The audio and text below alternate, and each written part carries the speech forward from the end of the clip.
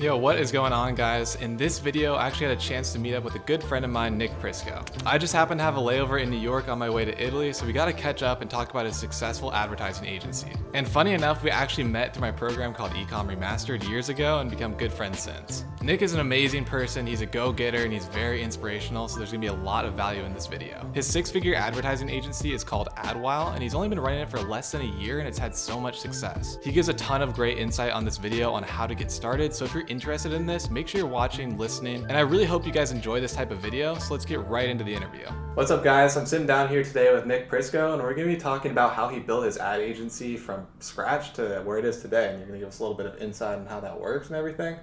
But Nick, I'll let you go ahead and kind of tell people like who you are, what you're about, where you came from, and how you got into it. Sure. So first, what's up, man? How are you? I'm good. How I got into it, I joined Ecom Remastered, started dropshipping, and had a little success, nothing crazy, and then eventually realized I like content. I made all my ads for my stores, and realized I really like content, and didn't like website building, didn't like, the logistics of products, choosing products, shipping, all of that. Yeah. Said I liked content, let me focus on that. Started the agency of it started out as just selling UGC ads, right? And then we moved into organic, Tik Tok organic, and then just kind of all short form. We specialize in all short form content. Okay, cool. So what'd you do before this? Before anything, like, I guess, on the internet and starting to make money for yourself online? Yeah, so I actually interned at an ad agency and yeah, that's right. Left there and said, and actually tried to get a job there and wasn't hired. Wait, did you intern? I interned and there. They said no. You didn't do a good job. Yeah, pretty much. Right. And to be honest, I did take it for granted. Mm-hmm. I didn't really try too much. Right. I was younger. Right. And then I actually applied to 19 jobs before, while starting the agency, and didn't get any one of them.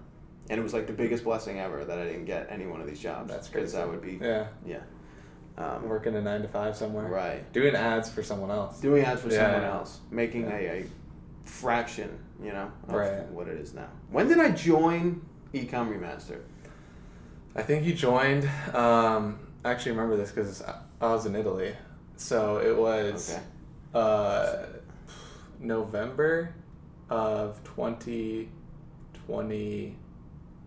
2020? Or 2019? I can't remember. No, not 19. Okay. I think it was 2020. 2020. Yeah. So a while ago. Yeah. And you know what, dude? On the way here, I was thinking, so why did Ecom Remastered work so well for me? Right? I was thinking, why is that? Because everyone has the same information, right? Everyone has access to the same information. Right. So there has to be something else, right? And maybe let's even, say some of it is a little bit of luck. Yeah. I think the other big portion of it is mindset, okay? I think. And just not giving up, not, staying a course, not being emotional. I think people would want to hear from you what is your mindset like? Because people have the information you have now, but they're not where you are. Well, to be fair, you were not always big shot Austin Rabin. Yeah. You were minimum wage Austin Rabin, right? Yeah, I'd say a little above minimum wage. I can't even say that anymore because the whole TikTok. Oh, that's right. You were in there. That's right. So I can't call it minimum wage. That's right. I guess to be fair, they're not in my mind, right? Obviously, people that are in the program specifically, but that's kind of what the coaching calls are for, to be able to access Bobby and I's minds in a way, and what we would do and what decisions we'd make. So when I first started dropshipping in general and with ecom, I looked at the people that I was following online, on YouTube and stuff, because I didn't buy any program or there wasn't really there were some programs, but they're all courses, just 50 videos or what, not even 50 videos, and they give you pretty basic information of how to set up stuff and do that thing, how to look for products or whatever, right? Yeah.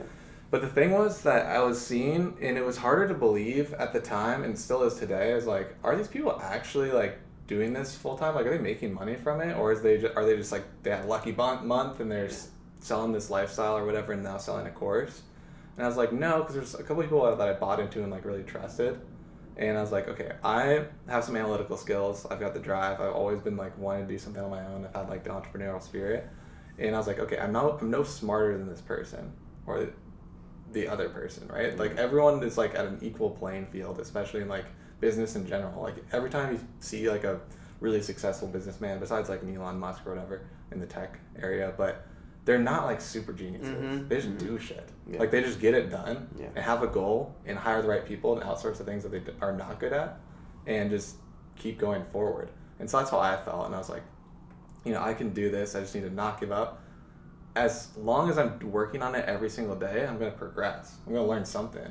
Similar to what you did, right? Where you worked on it probably almost every day, if not every day, for e-com and dropshipping specifically. And what you learned was how to make great ad creatives and how to sell a product and, you know, essentially sales. Because you sell a lot of your own services, right, still? So, I don't know. I feel like it's just like, no matter what, with e-com specifically, you're taught so many skills. You're taught web design. You're taught fulfillment, negotiating with suppliers, you know, sourcing a product, creating ads, ad copy, all these things.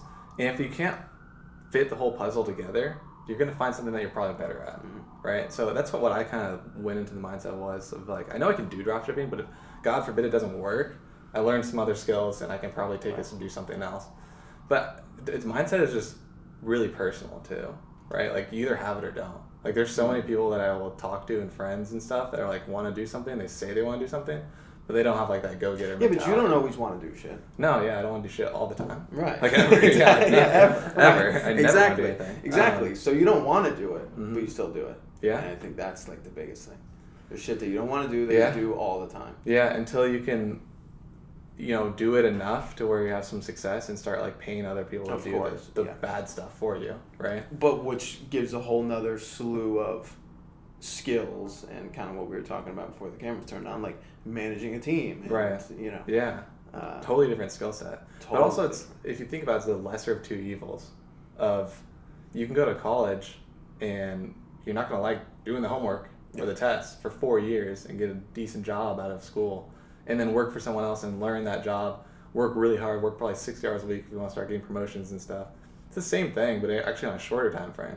Because the things that you can learn, like high income skills on the internet today, I feel like you can just learn within like 6 months compared to a 4-year university if you really sit down and put as much time as you would into that university, right? You spend all that time learning something online, you're going to crush it. Yeah. Most likely, if you have the mindset at least, and you can just do it. Yeah. But yeah, I don't know. It's all subjective and it's like totally up to the person. If you don't have that mentality, you're better off working for someone else, in my opinion. If you can't hold yourself accountable, that's a big thing. Yeah. Because I have freedom. Like I could just not work, film this, set this up. I could not be in New York right now. I could not work today if I don't want to. But you have to remember, especially when you have that success and you have the ability to work for yourself and you have a good income from it, you can't lose that lifestyle. So that also keeps me going. It's like, if I stop and I don't work very hard, then all of this could go away. Yeah. So it's like, you got to keep going. Right. And, you know, like you mentioned learning, and I feel like what was huge for me when I joined was coming to the call. Like, I don't understand. I go to these calls, nobody turns their camera on. Yeah. What's up with that? I don't know. I'm the only one with my camera on. So I was talking about this with someone the other day, and I think it's because e-com specifically, if like say you're just joining an e-com program or whatever community you're in, free community, meeting with your friends online, whatever, to talk about e-com or dropshipping. E-com and dropshipping is all done behind the laptop. There is no outward facing sales. Yeah. So it attracts people that are naturally introverts, like myself. I'm naturally an introvert, and kind of forced myself to be more of an extrovert now, but it attracts those types of people generally because you can just do it by yourself wherever you want in the world. And I think it's that. I think that just maybe like they're like people that don't like to, maybe they're just introverts. They don't like showing their face. They don't like communicating. It's not like a sales team. Like if I was doing like a sales program or like a sales agency, you got to be out there and like loud and whatever. I just feel like I benefited so much from developing the relationships and I can look at you. And that's why you're here right now probably. If you never had your camera on, I'd imagine, like, who is this guy? I don't know. Right. All right. It's more personal. But the people that do turn their cameras on typically are more successful. Yeah. Which is kind of weird if you think about the people that are in the program. Yeah, I mean, yeah, dude, direct correlation. That's exactly Emily, what I was thinking. Like everyone that turns their camera on is more successful, but I think it's because they like the networking too, and they know like they can do it as well. And it's like I'm gonna get networking out of this, make friends, and like actually make connections, rather than just leech as much information, which you can do. Obviously, that's kind of the point. But networking is huge, right? And I mean, Bobby runs like an email marketing agency as well, so I'm throwing him leads all the time and stuff like that. And it's like, that wouldn't have happened if we didn't network and become friends and partners. You know. Yeah. And that wouldn't have happened if he didn't join and talk and turn on his camera. At least talk, right? Where are you guys at with the agency stuff? I know you're looking to like kind of me personally offer that. Well, no, like Bobby owning this agency. I know you want to offer that in Ecom Remastered, right? Yeah. Yeah. We're kind of moving towards. Because Ecom Remastered is titled Ecom Remastered. It's not like Dropshipping Remastered. Right. And so we were thinking Ecom Remastered wants to be everything encompassing all ecom things, which is the selling of goods and services online, right? So we're trying to move into more of an agency route. Like we'll be able to come in and be like, I want to own a brand or I want to start an agency. And you kind of go down this fork in the road and you can kind of choose or do both if you want. Because he runs a successful agency, you run a successful agency. So there's a lot of knowledge in there too that we could build on. And there's nothing wrong with either. We have people in there doing Amazon FBA. Some guys really? Posting that he's doing $20,000 a week on Amazon FBA. Wow. I was like, hell yeah! Like I'm not like Shopify ride or die. Like right. Ecom's ecom. Like that's why we're here. Yeah. Learn new strategies and all that stuff. But yeah, so we're moving towards that, which would be nice to have you in there as well. Just pop in every once in a while and say something. But to go back to you, I guess what really like. How'd you get off the ground? Like, what did your first sale look like? Who'd you reach out to? How'd you reach out to them? For the agency? Yeah. So most people would say, go offer your service for free, right? Right. And I actually got my first client paid just through DMing. And Instagram DMs? Yep, Instagram DMs. And really just trying to provide as much value as possible and make sure that the offer that I'm giving them is something that they would say, I gotta do this. Like, let me just try it, right? So not free, but like discounted at the time. Definitely discounted. Yeah. Definitely discounted. But I think when you offer something for free, they don't appreciate it. I certainly don't appreciate it. It doesn't hold value to them, and especially if it takes something from their end, as in just filling out an onboarding form or sending product. It takes forever because they didn't pay. Like they don't want to get it done. They don't need to get it done. It didn't cost them anything. There's no like obligation. Yeah. Yeah. So for sure. I just think when you're on that free thing, and I've done free things, and that was my experience with it. I've never benefited from offering something for free. But yeah, so DM, got the client, and did well for them. So how does it work from like onboarding? What do you provide for them? In what time frame? Is it like on a monthly basis or? So we've to answer your last part. I've danced around with locking people into like a multi-month deal, whatever. I have found that I don't want to do that. I don't want to work with someone that doesn't want to work with me. It makes a shitty relationship. I don't want to deal with it. But what it looks like, we sign the client, send them an onboarding form, contract, invoice. They pay up front. They fill out the onboarding form. It's like 15 questions. Really helps with creating content on our end. They send us their products, and we take it from there. They can be involved as much as they want or as little as they want. It makes no difference to us. And we try to grow their brand. And I think it is a perfect timing for this where I'm at because e-com is changing. I don't think you can heavily rely on just paid ads anymore. You have to have a little bit of everything. Email marketing, organic, maybe YouTube, all this different stuff. Yeah. So we kind of take care of the content side of things. So much broader funnel in general. Yeah. I agree with that.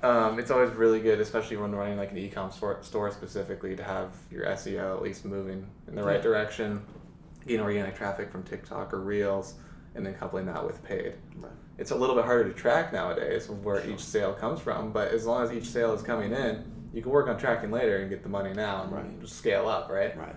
Yeah, so I think I'd rather have a hard time tracking versus not having anything to track. Right, yeah, for sure. That's like it's a good tech problem to have. Right. Yeah, lack of tracking. At least you're making sales for sure. Yeah. So how long did it take you to go from zero, I guess, to, I mean, I don't know where you're at now, but zero to being a self-sustaining business in terms of income to support yourself. Yeah. Right. And that's relative because you can live here for $6,000 a month, or you can live in Kansas for $800. So when I first started, I was living with my parents, right? Got my $2,000 client, living with my parents, right? It took me, I think, I could look at the QuickBooks and like really tell you, but I think it took me like 3 to 4 months to get to $20K a month in revenue, right?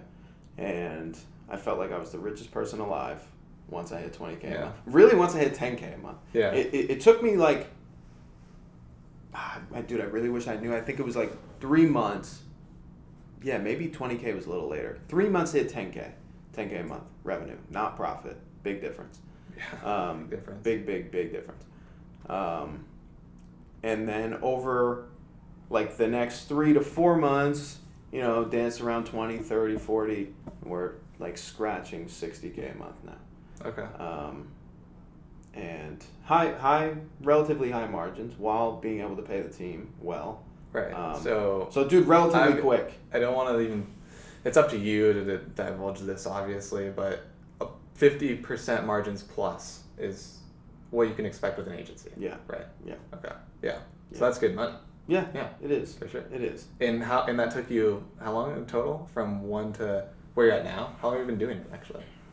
AdWild, like, I guess started last February, March, around there. So a little less than a year. That's crazy. Yeah. So that's what's so funny about like internet businesses. You can get rich quick, bro. I hate that shit. You can't get rich. Yeah, you can. You can get rich quick. You can, but I'd like to define it a little bit first. People think what's rich.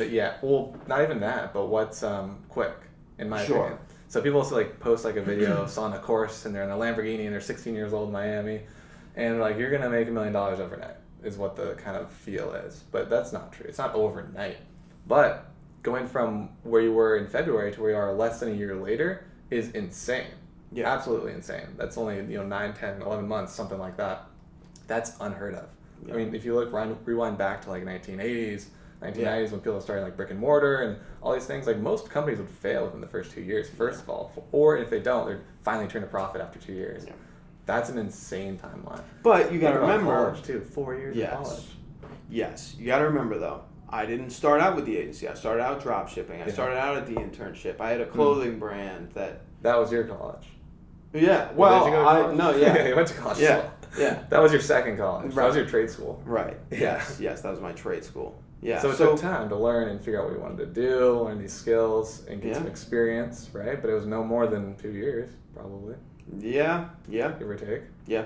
Pretty much. And then once you figured out what you wanted to do, what you like doing, what you're good at, right? You went 0 to a good living in 5 months. Yes, and that's the big thing. Like it doesn't. Let's say it takes you 2 years. Let's say the income usually, I think, doesn't look like this, right? It's usually like this for a little while and then like that. Yeah, that was my experience. I would agree. Yeah. Yeah, especially with like drop shipping too. It's kind of just little bumps, and then it was just like, right. And that's everything, especially on the internet. I mean, YouTube. Yeah. Right. Sure. Everything. It's just exponential. Totally. Yeah. But where do you want to go from here, right? Because you've made such great progress in the first 11 months, let's say. Where do you want to take it next year? What are your goals? Like, do you have like a certain metric that you want to hit, or are you just kind of going with the flow and scaling as much as possible, or does that require more hiring and more hiring? Yeah. So I got this little agency now, doing well, okay? But in the grand scheme of things, it's nothing that crazy at all, right? So trying to grow. I'd love to be in person. I would love to be, but like in an office or what? Yeah, I would. Yeah, that's what I'm doing. I would love to have in-person team. I would love it. Just doesn't always make sense. Especially just for talent. Like you're limiting yourself to the talent that's in your area. Right.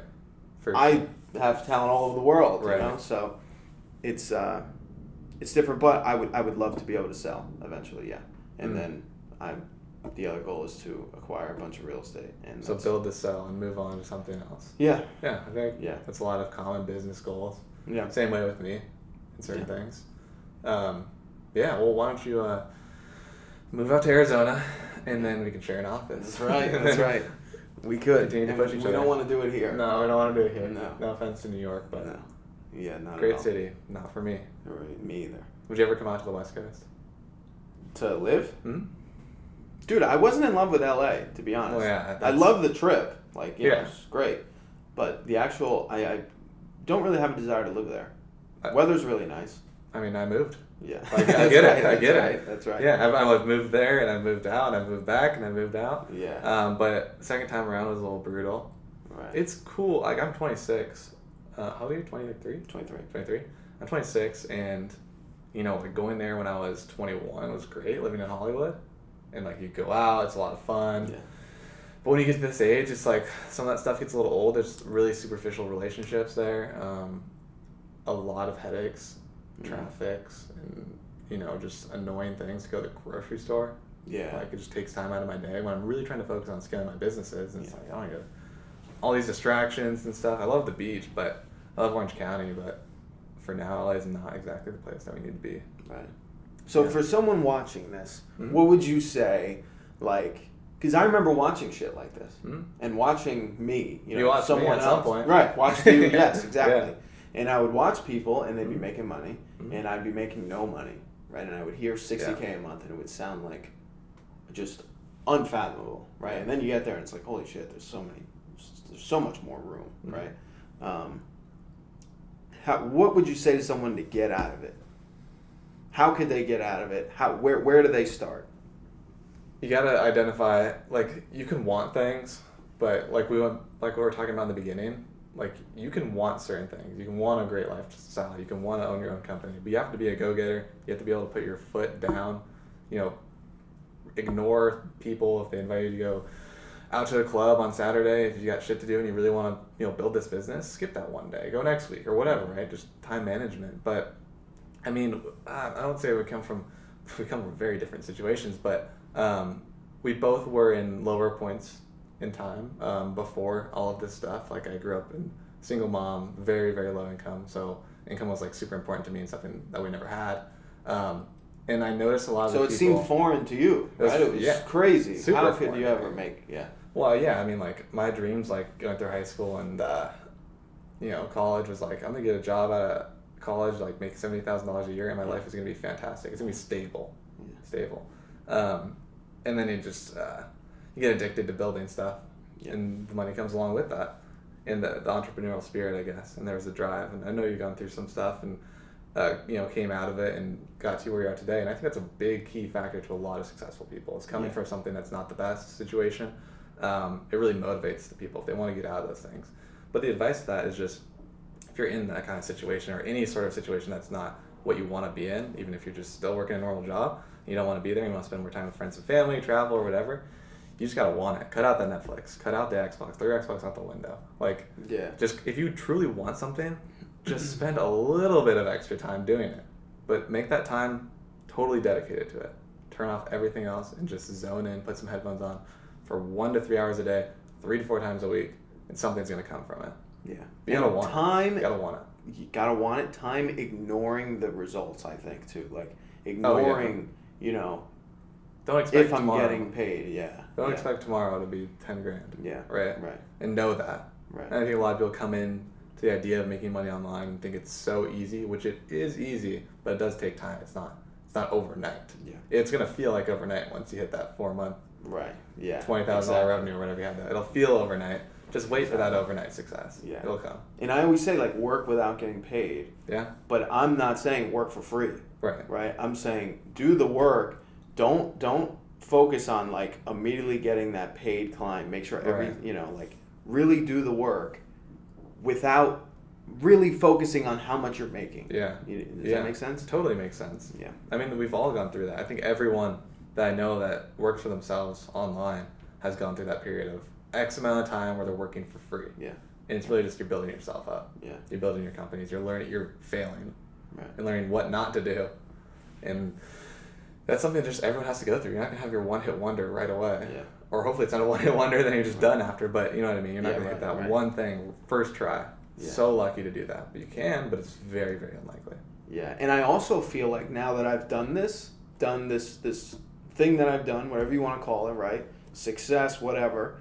I feel like if you took it away, right? If you took AdWile completely away, I'd be able to do something else. Like, even if it's not content, even if it's not e-com. Yeah. Like, I just think I'd be able to do it. For sure. I think about that once a week. Yeah. I'm like, I don't know why, but I'm always like, the world comes crashing down around my businesses.